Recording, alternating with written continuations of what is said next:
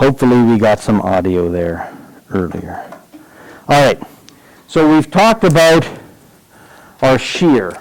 And at some point in the beam, not at the center, where in this particular beam where the moment is the maximum, and not at the end where the moment is 0, we have this condition. Right? We have shear forces, we have the tension force in the steel, we have the compression force in the concrete, and that causes these 45-degree cracks. And typically they run down till they hit the reinforcement, run over, and now the reinforcement is stripped from the concrete. That's not a good look for it, and it fails.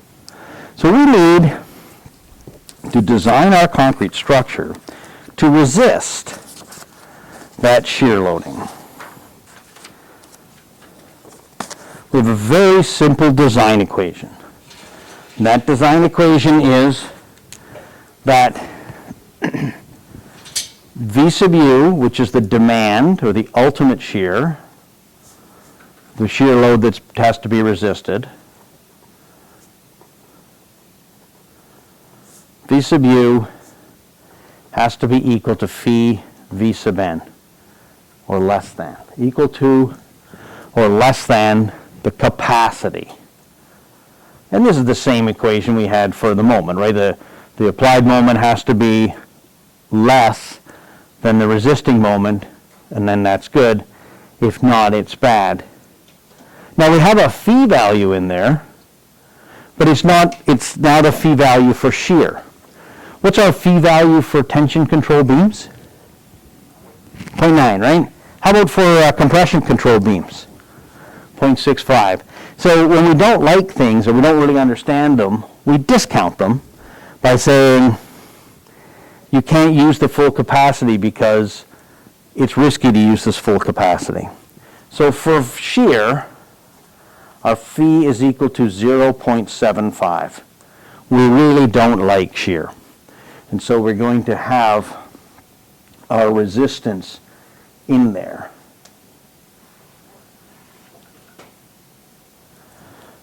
And our shear capacity of the concrete is given as twice the square root of the compressive strength, BD.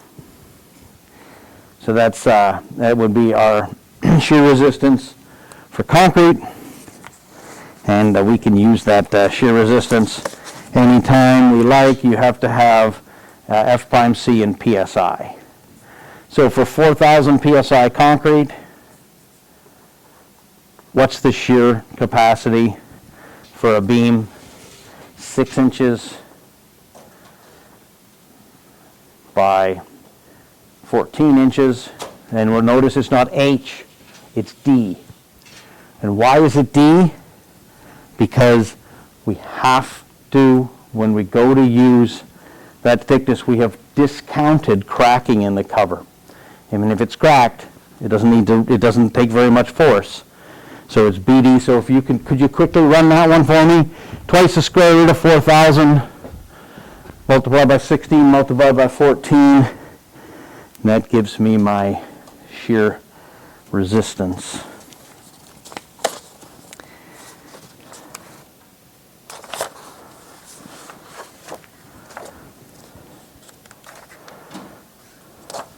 Is that going to be in PSI then, or? Yes. That is in PSI.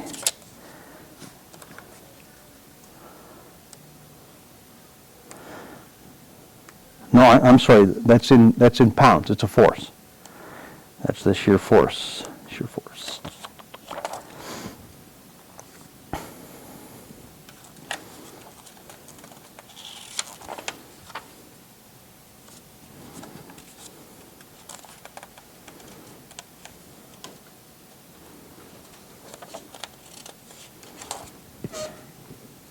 Yes, sir?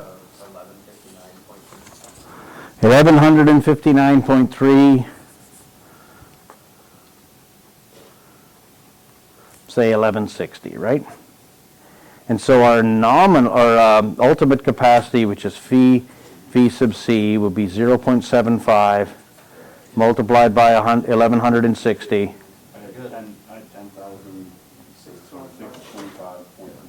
10,625.25, so 10.6 kips.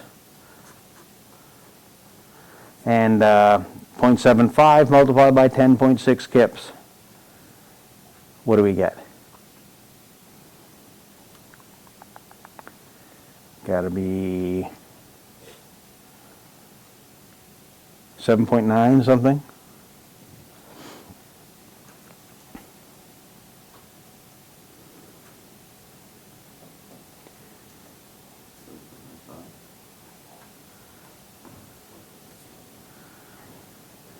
And that's in kips.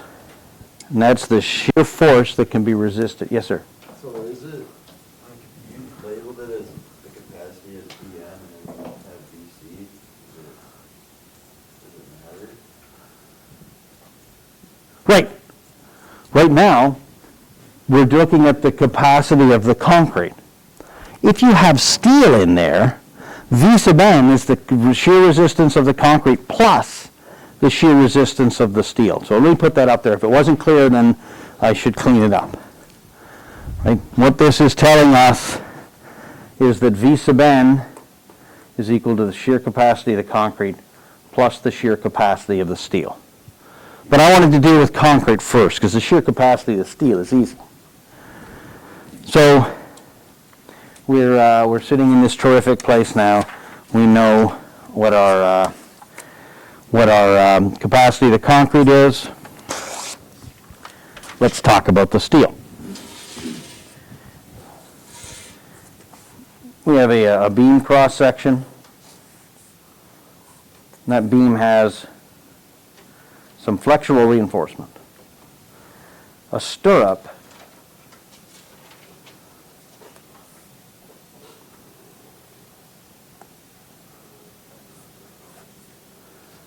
and you can see why it's called a stirrup when you look at it. Okay, looks like a stirrup for a horse. The stirrup is made of steel. So it has some properties, right? It has the diameter or size, which gives us an area of steel. And we know that that the stress is going to be equal to the modulus times the strain, or if the strain is going to exceed the yield strain, that the stress in the steel is going to be equal to the yield stress. What is important is that this stirrup needs to be into the compression zone. If it's not in the compression zone, then it isn't being held in place and it won't pick up any load. It has to be deep in the compression zone, and that's why we put those two bars at the top, so that the stirrups can't just pull out. So we do that. And so the shear capacity of the steel is equal to A sub S, F sub S. And in fact, we're going to go one step further. We're always going to yield that steel. So the shear capacity of the steel is ASFY, the area of the steel multiplied by the yield stress in the steel. So far so good, right? So now our nominal shear capacity, V sub n, is equal to V sub C plus V sub S.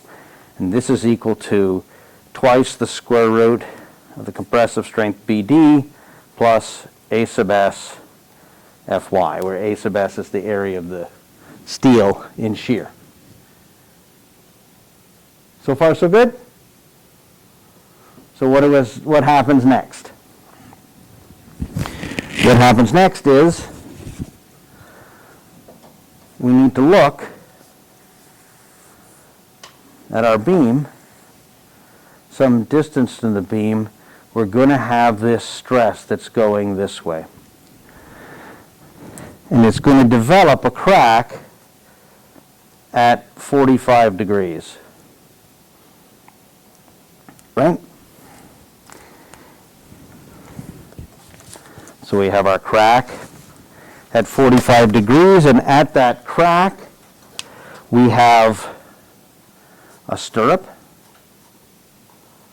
And so we have a shear force, and we have V sub C plus V sub S resisting that shear force.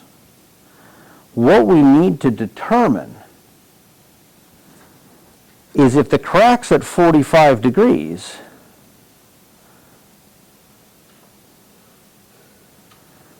and this distance here is D, then if our spacing is equal to D, the space between the stirrups equal to D, it means that we will always have at least one bar intersecting each 45-degree crack, except at the condition where they're right at D and you won't have an interruption. And you might say, well, what are the chances of that? And I'll tell you what the chances of that occurring are. It's a certainty, because nature will find the weakest point, and the weakest point will be the point where the stirrups don't pass. So we cannot have a spacing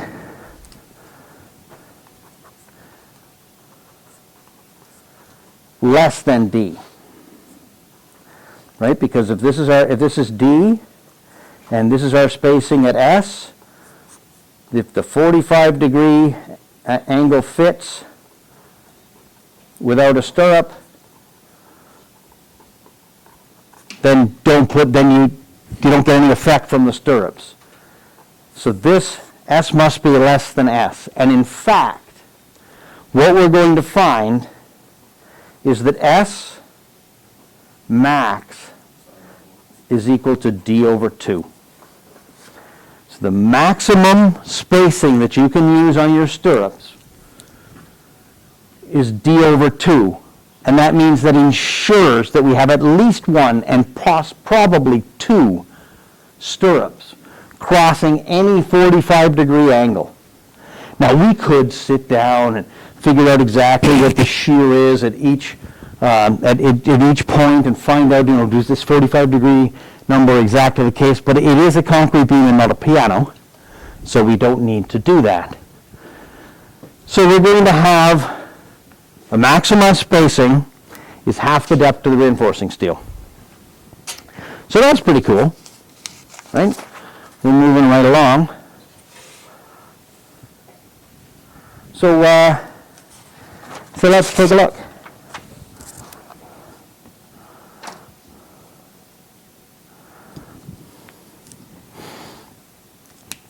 We know that if N is the number of bars, stirrups, per crack,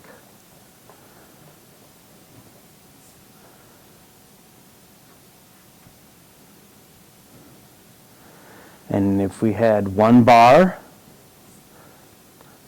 every S inches,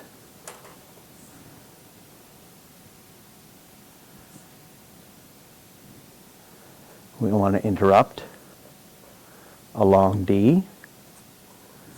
We have the number of bars is going to be equal to D over S, where S is the spacing of the bars and D is the depth of the reinforcement. And so we can rewrite shear capacity of the steel is equal to AS F sub Y D over S.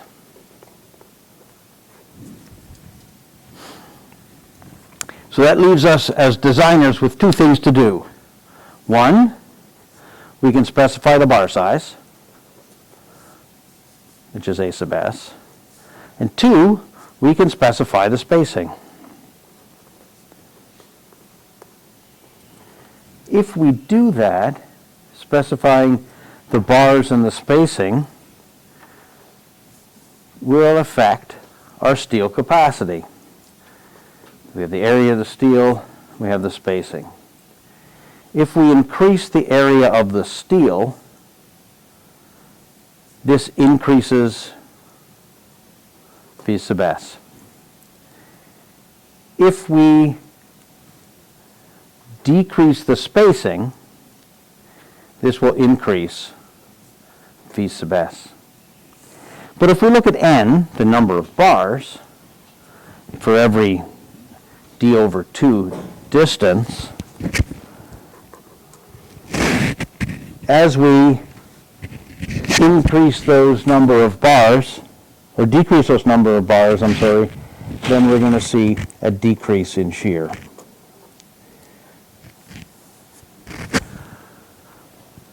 But changing the area of the steel has no effect on n, meaning that we can say we're never going to use any other bars, but we just have a standard size for stirrups. And if we have the standard size for stirrups, then A sub s is fixed. And the standard size for stirrups, both because of the fact that n does not help change our area of steel, we are going to have number 3 bars for stirrups. And only if number 3 bars give us a spacing problem will we ever change that. Why? Because number 3 bars are cheap to bend. So I could use number 8 bars, but then I'd find out that that number 8 bars, I don't need very much area of steel. I can separate the bars a lot. But that doesn't give me any advantage, because then I have a space in here where the shear will fail. And if I do that, I may as well not have number 8s. So I want to cram as many stirrups in as I have to. But if I have them every inch, what can't happen? First of all, no one wants to tie it. But the concrete can't fit through the bars. You will get consolidation problems. So what we do is we use a standard size, number 3, and if we have to, if that gives us a spacing of 1 inch, then we'll go to number 4. Typically don't see stirrups bigger than a number 4. Remember, we have our friend here. This is a tie, but could also act as a stirrup. Right? It's a number 4 bar. We very rarely see anything bigger than a number 4. So if we assume we're always going to have a number 3 bar, we'll be in good shape.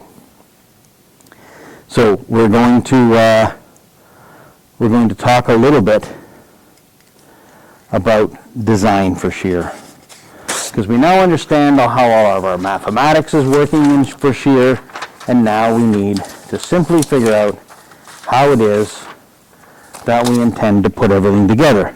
And it's really quite simple. So there you go. Look at our efficiency. It only took me probably 40 minutes to teach you how to analyze shear. It's pretty cool. So my efficiency is increasing significantly, mainly because you're all getting smarter, right? So let's take a look. We're going to now design for shear.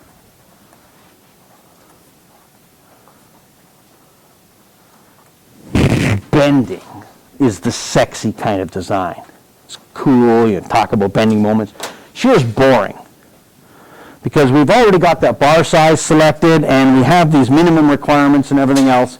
And so what we could do is have 3 regions. And in region 1, where the shear demand is less than V sub c over 2. Region 2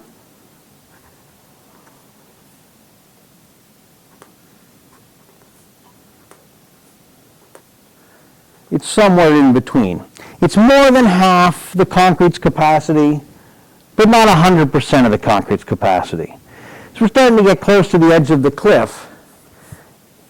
And then in region 3, we're going to have the demand exceeds the concrete's capacity. And of course, these are all feed factored and everything else. Those are our 3 regions. In region number 1, the concrete can take it.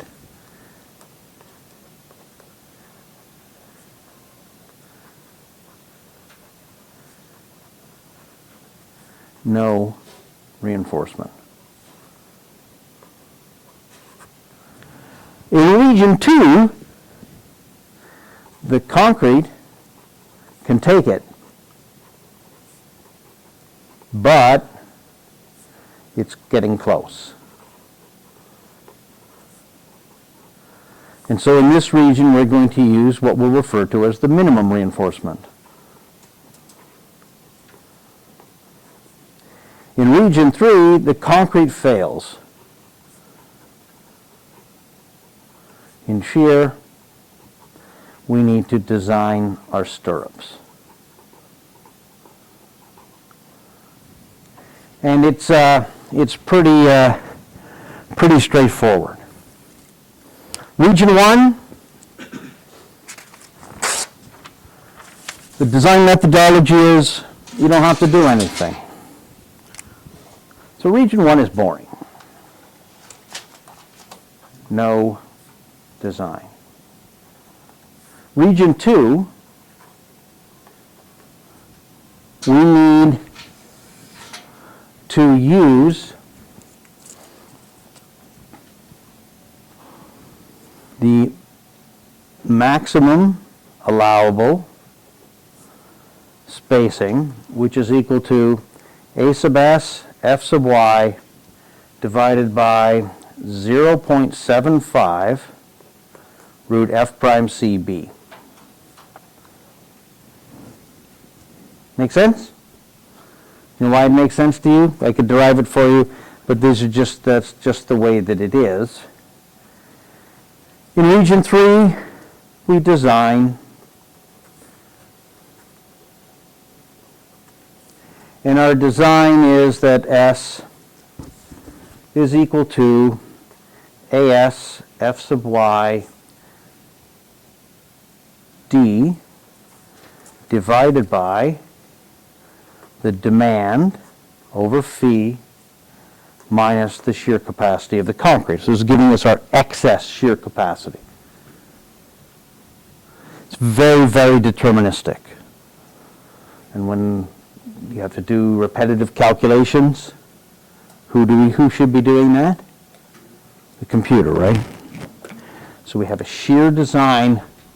You look and see whether you're in regions 1, 2, or 3, and then based on those regions, you calculate the shear. You check to make sure you have enough bars that are passing across that 45 degrees so that S max, you can't exceed D over 2. And you don't want to exceed this maximum value either. So we can now design. See, that took me, holy smokes, 5 minutes to teach you how to design in shear. We are making great progress. By the time we get to columns, the clock will be going in the reverse direction, right? And not really. But shear is easy. So let's do what we always do, right? Let's go through. What's the best way to learn this? We'll run an example, right? So